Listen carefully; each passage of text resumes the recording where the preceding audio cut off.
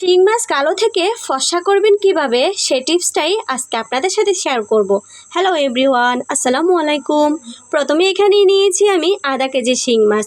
আমার কিন্তু আরও অনেকগুলো শিং মাছ আমি আলাদাভাবে রেখে দিয়েছি। তো এখানে প্রথমে আমি চুন নিয়ে নিব, যেটা আমরা পান দিয়ে চুন খাই, খাওয়ার চুনটাই নিয়ে নেব।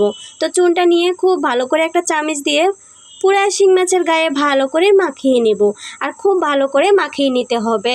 তো আমি অনেকক্ষণ মাখামাখি করছি, আর অবশ্যই আপনারা আমার এই টিপসটি ফলো করবেন, তাহলে কিন্তু খুব সহজে 5 মিনিটের ভিতরে আপনি চাইলে 2 কেজি শিং মাছ পরিষ্কার করতে পারেন। কিছুক্ষণের জন্য ঢেকে রেখেছি, ঢেকে রাখার জন্যই কিন্তু শিং মাছগুলা একদমই পরিষ্কার হয়ে যাচ্ছে, হাত দিয়ে আলতোভাবে কিন্তু ঘষলে উঠে যাচ্ছে।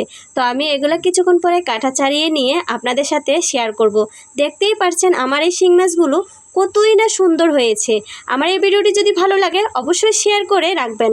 সবাই ভালো থাকবেন, আল্লাহ হাফিজ।